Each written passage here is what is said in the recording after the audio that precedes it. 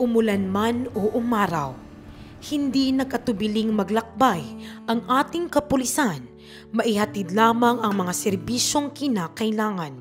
Kaugnay sa 5 focused agenda ng ating ama ng pambansang pulisya na si Police General Benjamin Casuga Acorde Jr., na sinuportahan ng Police Regional Office 10 sa pamumuno ni Police Brigadier General Lawrence Baldancoob. Mas pinatibay pa na community engagement at serbisyong nagkakaisa ang hatid ng ating mga kapulisan sa mga kababayan nating nakatira sa malalayong lugar. Sa pagdating namin sa Barangay Lurugan, bumungad sa amin ang ngiti at pag-asa ng mga bata na mabigyan ng libreng serbisyo ng ating kapulisan.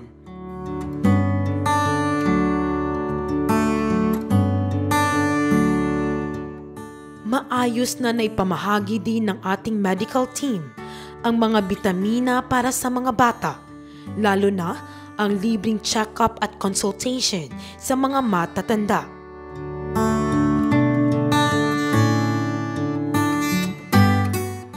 Naipamahagi din ng ating kapulisan ang mga kagamitang pangkabuhayan sa mga kapatid nating lubos na nangangailangan.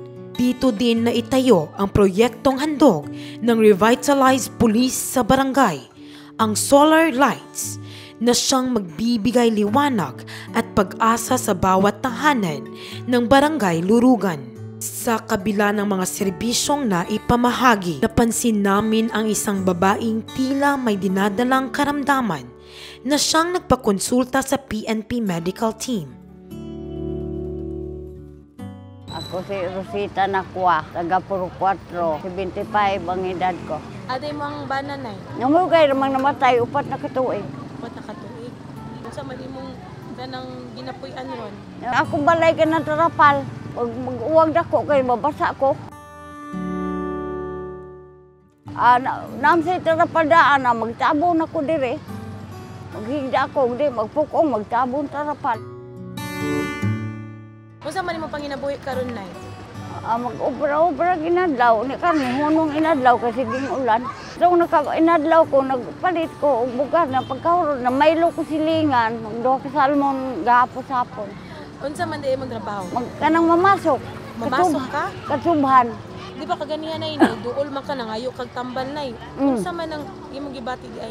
Aga kaning bughat man tingali kuha kay magkapoy kay nga akong lawas. Adi sa ko pa sa ospital kay wa sa ko'y kwarta lagi.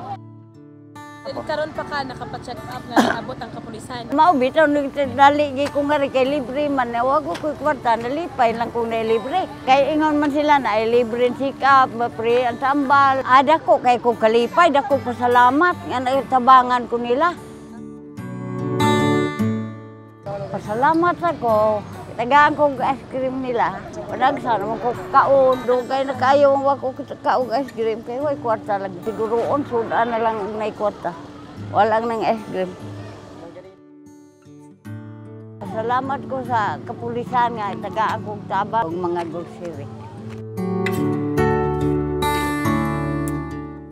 Si Nanay Rosita ay sumasalamin sa mga magigiting na ina na kahit man mag-isa na lang sa buhay at pasan-pasan ang bigat na dinadala, ay patuloy pa ring lumalaban sa hamon ng buhay.